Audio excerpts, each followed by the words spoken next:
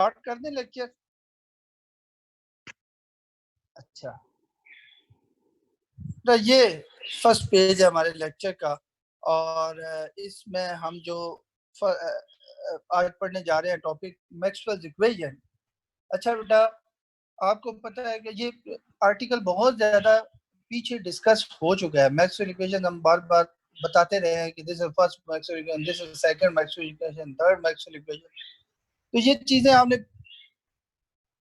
पहले भी पढ़ी हुई है, ठीक है। तो जो चीजें तो आपने पहले पढ़ी होंगी उनसे हम तेजी से स्किप कर जाएंगे और जहां पे फर्दर एडिशन या मोर डिटेल डिस्कशन की जरूरत है वहां पे मैं डिस्कशन करता जाऊंगा, ठीक है बेटा। तो हम मैक्सवेल इक्वेशंस के आर्टिकल को दो बड़े पोर्शन में डिवाइड करते हैं। एक बेटा पहला पोर्शन है Maxwell equation in free space और दूसरा पोर्शन है मैक्सवेल इक्वेशन इनसाइड मैटर। बात समझ आ रही है बेटा? अच्छा बेटा, आगे फर्दर हम इसे दो क्लासेस में डिवाइड करते हैं, यानी कि मैटर में और फ्री स्पेस में। एक तो हमने कर दिया, आगे फ्री स्पेस को भी दो हिस्सों में डिवाइड करते हैं और इनसाइड मैटर को भी दो हिस्सों में डिवाइड करते हैं। वो दो हिस्से कौन से हैं? एक स्टैटिक केस है, एक डायनेमिक केस है, ठीक है। यानी स्टैटिक केस का मतलब आपको पता ही है कि अगर टाइम इंडिपेंडेंट इक्वेशन हम डिस्कस करेंगे और फिर हम time dependent equation dynamic case discuss करेंगे। बात क्लियर है बेटा? फ्री स्पेस में भी और इनसाइड मैटर भी। अच्छा बेटा, ये भी आपको पता है कि मैक्सवेल इक्वेशन की डिफरेंशियल फॉर्म भी होती है, इंटीग्रल फॉर्म भी होती है। तो बेटा हम स्टैटिक केस के लिए भी डिफरेंशियल और इंटीग्रल दोनों फॉर्म डिस्कस करेंगे और डायनेमिक केस के लिए भी डिफरेंशियल और इंटीग्रल दोनों फॉर्म डिस्कस करेंगे। बात क्लियर है बेटा? पहले हम डिस्कस करते हैं स्टैटिक केस के लिए। तो बेटा स्टैटिक केस के लिए आप पीछे देख के आए हुए हैं, कोई बताने की इतनी ज्यादा जरूरत नहीं है, मैं ये चीज डिस्कस करने की जरूरत नहीं है। पहले हम डिस्कस करें डिफरेंशियल फॉर्म। आप देख सकते हैं यहाँ मैंने लिखा हुआ है कि डिफरेंशियल फॉर्म हम पहले डिस्कस करने जा रहे हैं। बेटा first Maxwell equation is this, ठीक है, जिसको आप बोलते हैं Gauss's law, differential form of Gauss's law, कि divergence of static electric field produced by the stationary charge is equal to rho by epsilon naught, where rho is the volume charge density। बात समझ आ रही है बेटा? ठीक है। अब दूसरी जो मैक्सवेल इक्वेशन है, और ये जो फर्स्ट मैक्सवेल इक्वेशन है बेटा, ये हम चैप्टर नंबर 2 में पढ़ के आए हुए हैं। आपको याद होगा जब ये इसका जिक्र हुआ था तो मैंने साथ में लिखा था कि this is actually the first Maxwell equation. अच्छा, सेकेंड इक्वेशन बेटा हम चैप्टर नंबर 5 में हमने पढ़ी है कि del dot B function of और only is equal to zero. B is the static magnetic field, यानी the magnetic field produced by the steady currents.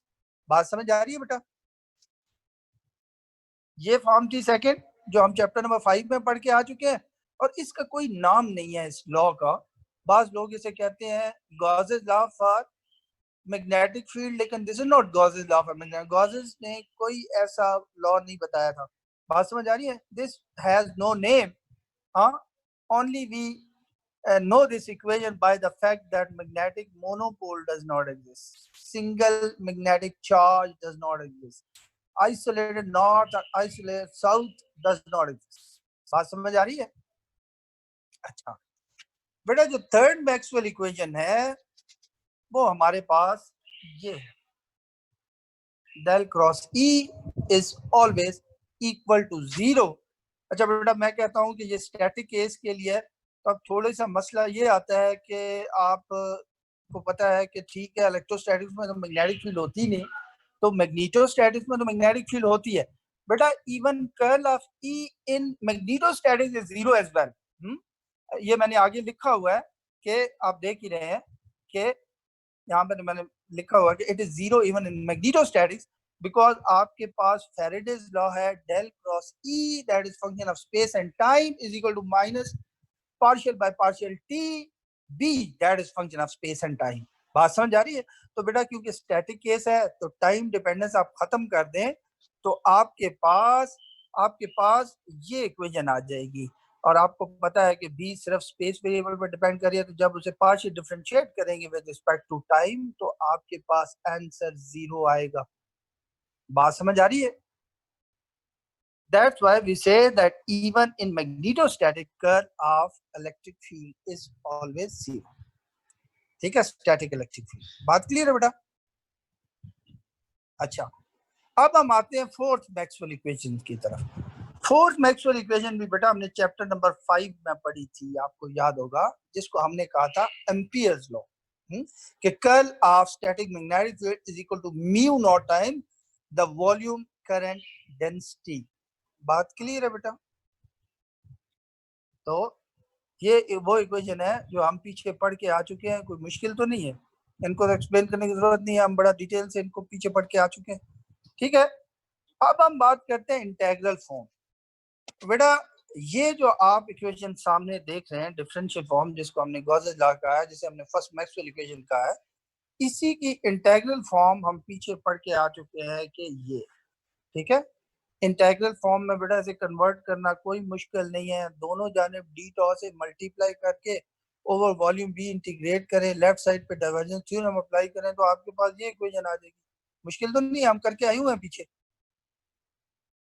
ठीक है ना? इसी तरीके से इसकी भी, इस इक्वेशन की भी, ये जो इक्वेशन थी इसकी इंटेग्रल फॉर्म हम पीछे देख के आए हुए हैं और वो बनती है ये। ठीक हो गया बेटा? अच्छा, तीसरी जो मैक्सवेल इक्वेशन है जो कि आपके सामने बेटा ये नजर आ रही है, इसकी इंटेग्रल फॉर्म भी हम पीछे डिस्कस करके आ चुके हैं और इसकी इंटेग्रल फॉर्म है ये चीजें हम डिटेल से डिस्कस करके आए हुए हैं पीछे। ठीक है बेटा, अब आ गई फोर्थ मैक्सवेल इक्वेशन। तो फोर्थ मैक्सवेल इक्वेशन जो कि एम्पियर्स लॉ है, ये चीज बेटा इसकी भी हम इंटेग्रल फॉर्म पीछे डिस्कस करके आए हुए हैं जो कि बनती है ये। ठीक है, ये भी एम्पियर्स लॉ है, सिर्फ उसकी एम्पियर लॉ का इंटेग्रल फॉर्म है। ये भी फोर्थ मैक्सवेल इक्वेशन है लेकिन इंटेग्रल फॉर्म में। ये फोर्थ मैक्सवेल इक्वेशन है डिफरेंशियल फॉर्म में। बात क्लियर है? ये थर्ड मैक्सवेल इक्वेशन का इंटेग्रल फॉर्म है, ये third Maxwell equation differential form है। ये सेकंड मैक्सवेल इक्वेशन का इंटेग्रल फॉर्म है, ये सेकंड मैक्सवेल इक्वेशन का डिफरेंशियल फॉर्म है। ये फर्स्ट मैक्सवेल इक्वेशन का इंटेग्रल फॉर्म है और ये उसकी डिफरेंशियल फॉर्म है। बात क्लियर है बेटा? अच्छा, अब हम एक काम करने लगे हैं, ये काम इसलिए करने लगे हैं कि बेटा आगे एक चीज आ रही है जिसको हमें एक्सप्लेन करना पड़ेगा और हम इसी तरीके से उसे एक्सप्लेन करने की कोशिश करेंगे। वो ये है, बात ये है कि बेटा हमारे पास जो ये मैक्सवेल इक्वेशन है ना,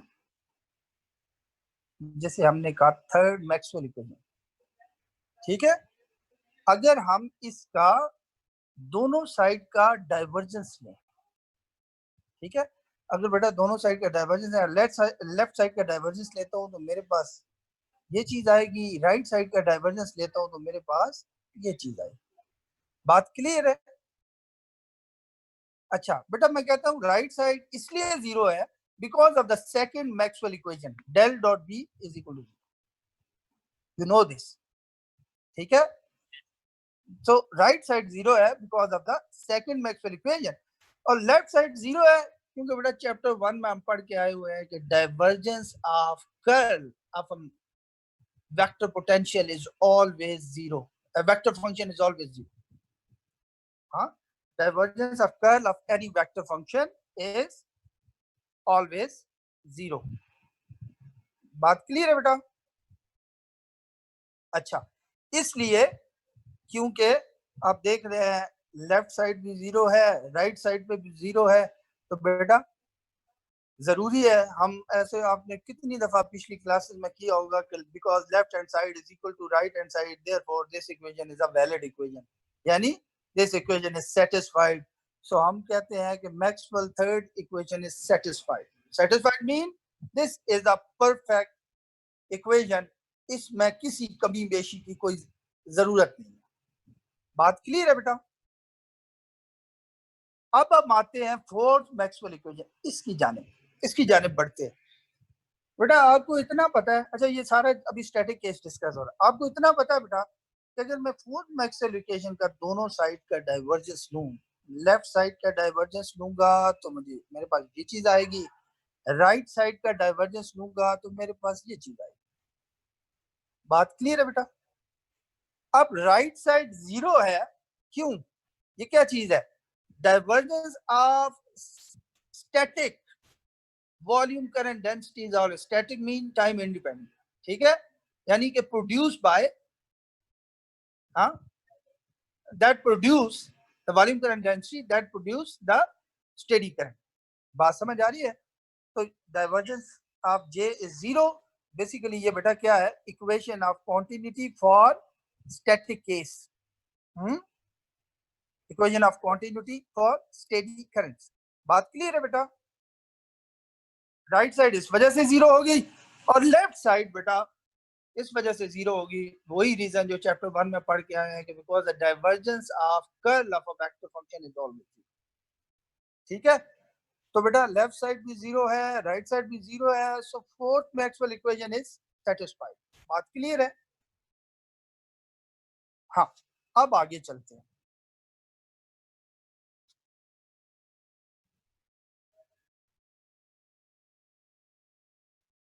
जी बेटा, नेक्स्ट पेज आपके पास ये है और अब हम बात करने जा रहे हैं डायनेमिक केस के लिए। Dynamic case mean time dependent, time variant, non static case, जो मर्जी है कह दें, क्योंकि मुख्तलिफ राइटर इसे मुख्तलिफ नामों से पुकारते हैं। डायनेमिक, ग्रिफिथ मसन डायनेमिक केस कहता है, कुछ इसे टाइम वेरिंग केस कहते हैं, कुछ टाइम डिपेंडेंट केस कहते हैं, कुछ टाइम कुछ नॉन स्टैटिक केस कहते हैं। ठीक है? अब हम डायनामिक केस डिस्कस कर रहे हैं जिसमें टाइम भी इन्वॉल्व है और डिफरेंशियल और इंटीग्रल फॉर्म हम दोनों डिस्कस करेंगे। ठीक है? और याद रखिएगा मीडियम अभी तक फ्री स्पेस ही चल रहा है। ठीक है? अच्छा बेटा, आपको पता है कि जो first differential form first Maxwell equation की आएगी वो ये आएगी। आपने बेटा क्या किया है कि पीछे जो स्टैटिक केस के लिए डिफरेंशियल इक्वेशन लिखी है आपने, उसमें जस्ट टाइम भी शामिल कर दें। अगर टाइम भी आप शामिल कर देते हैं तो आपकी ये इक्वेशन आती है आपके पास। बात क्लियर है? ठीक हो गया? अच्छा, सिर्फ जस्ट मैंने उस इक्वेशन में सिर्फ स्पेस, मसलन लेफ्ट पे इलेक्ट्रिक फील्ड से स्पेस पे डिपेंड कर रही थी, राइट साइड पे वॉल्यूम चार्ज डेंसिटी सिर्फ स्पेस पे डिपेंड कर रही थी, तो मैंने टाइम डिपेंडेंस भी शामिल कर दी है। बस इतनी चेंजेस की है। ठीक है बेटा? सेकंड मैक्सवेल इक्वेशन में भी सिर्फ टाइम डिपेंडेंस ऐड कर दें तो आपके पास डायनेमिक केस के लिए ये second Maxwell equation differential form in free space आ गई। ठीक है बेटा? थर्ड इक्वेशन जो थी आपके पास उसमें भी टाइम डिपेंडेंस शामिल कर दे तो बेटा अब ये जीरो नहीं होगी right hand side. You know why? क्योंकि आप पीछे पढ़ के आ चुके हैं, this is called the Faraday's law. ठीक है? जो हमें ये बताता है लेफ्ट साइड पे बेटा, राइट साइड पे सोर्स है, लेफ्ट साइड पे फील्ड है, यानी कि changing magnetic field produces electric field. ठीक है ना? ये हम पीछे फैराडेज लॉ पढ़ के आ चुके हैं। अब राइट हैंड साइड जीरो नहीं होगी। क्लियर है बेटा? हाँ, अब आ जाए फोर्थ मैक्सवेल इक्वेशन की तरफ। बेटा इसमें भी मैंने टाइम डिपेंडेंस शामिल कर दी है। ठीक है? आपके पास, आपको पता है del cross B that is function of R is equal to mu naught time J that is function of R. पीछे हम ये देख के आए हैं, तो जस्ट मैंने इसमें टाइम डिपेंडेंस शामिल कर दी है। क्लियर है बेटा? अच्छा, मैं कहता हूं बेटा टाइम डिपेंडेंस ऐड कर देने से ये इक्वेशन भी ठीक आती है हमारे पास, ये भी ठीक है इक्वेशन, ये भी ठीक है, लेकिन ये गलत है, ये नहीं ठीक। अब सवाल पैदा होता है कि भाई इसमें क्या मसला है? अगर मैं कहता हूँ कि ये नहीं ठीक, तो फिर मुझे ये भी तो बताना होगा कि इसमें प्रॉब्लम क्या है। मुझे कैसे पता चला कि ये नहीं ठीक? ठीक है? और this is not the fourth Maxwell equation for dynamic case. Exact equation फिर क्या है? वो क्या इक्वेशन है वो मुझे फाइंड करनी होगी। अच्छा, पहले तो बात करते हैं कि मुझे क्यों पता चला, कैसे पता चला कि ये नहीं ठीक, इसमें कुछ प्रॉब्लम है। ओके बेटा, अगर आप जिस तरह पीछे आप करके आए हैं, अगर आप थर्ड मैक्सवेल इक्वेशन का दोनों साइड का डाइवर्जेंस लें तो बेटा लेफ्ट साइड का डाइवर्जेंस लेंगे तो आपके पास ये चीज आ जाएगी, राइट साइड का डाइवर्जेंस लेंगे तो आपके पास ये चीज आ जाएगी। बात समझ आ रही है? right side zero है because of the second Maxwell equation. You can see that del dot b, that is function of space and time, is equal to zero. ठीक है, तो राइट साइड इस वजह से बेटा जीरो होगी। बात क्लियर है? लेफ्ट साइड जीरो है because you know that divergence of curl of a vector function is always zero. So third Maxwell equation is satisfied.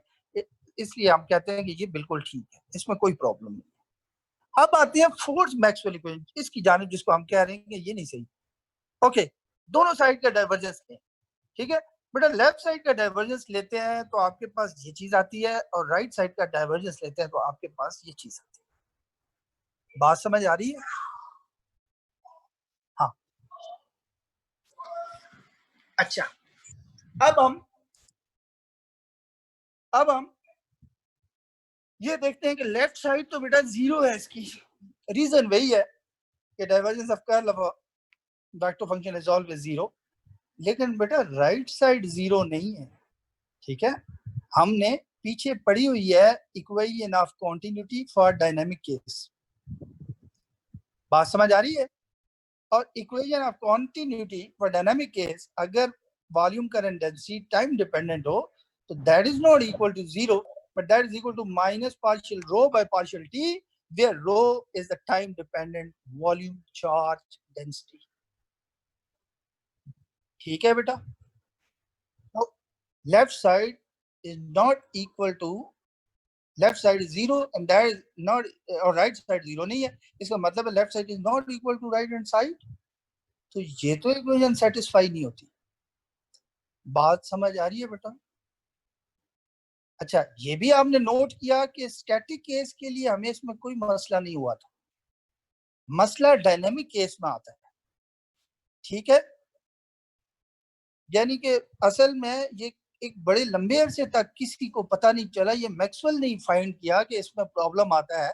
उसकी वजह यह है कि ज्यादातर वो एक्सपेरिमेंट परफॉर्म करते थे डीसी करंट के साथ, बैटरी लगा दिया और एक्सपेरिमेंट परफॉर्म कर दिया। ठीक है, तो बेटा तो यानी कि स्टेडी करंट की वजह से तो कोई मसला नहीं आता मैक्सवेल वो एम्पियर्स लॉ के अंदर। लेकिन मसला तब आता है कि अगर आप एसी करंट सोर्स लगाएं तो फिर प्रॉब्लम अराइज होता है। बेटा इस चीज को हम और डिटेल से, हर चीज को डिटेल से डिस्कस करेंगे। ठीक है, क्योंकि यही इंपॉर्टेंट, बाकी इक्वेशन तो हम जानी पहचानी, हमें पता है कि क्या कर रहे हैं हम। यहाँ पे मसला है, वो मसला हम डिटेल से डिस्कस करेंगे। ठीक है, पहले तो हम ये डिस्कस करना चाह रहे हैं कि कहाँ पे प्रॉब्लम है, और मैक्सवेल ने प्रॉब्लम फाइंड आउट, एक तो मैक्सवेल ने फाइंड आउट कर लिया कि इसमें प्रॉब्लम है, ये नहीं सही। ठीक है, आपने देख लिया कि ये इक्वेशन नहीं सही, ये नहीं सेटिस्फाई होती।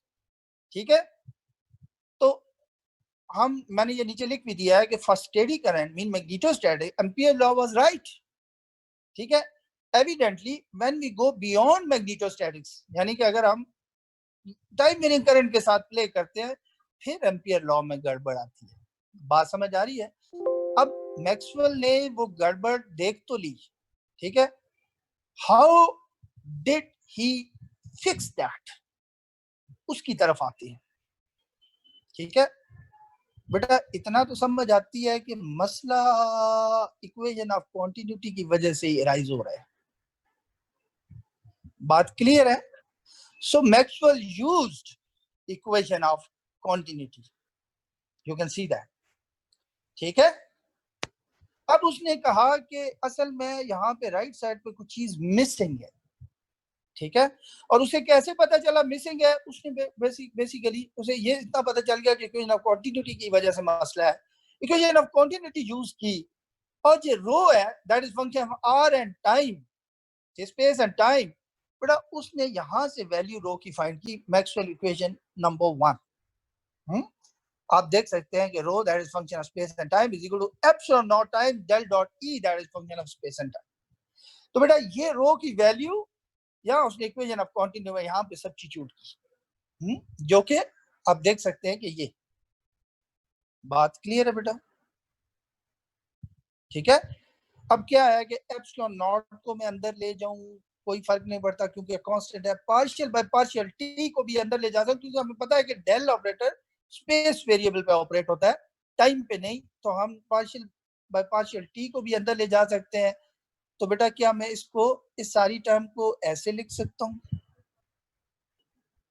ठीक है, या मैं कंबाइन करके divergence of this plus divergence of this is equal to zero, मैं यूं करके लिख लूं कि divergence of this plus this is equal to zero, जैसे कि मैंने बेटा यहाँ पे लिखा। ओहो, एक मिनट,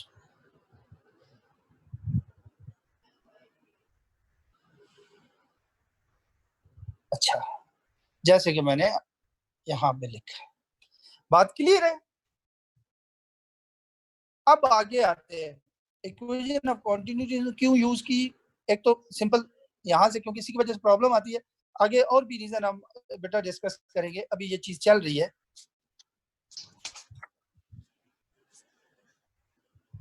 ये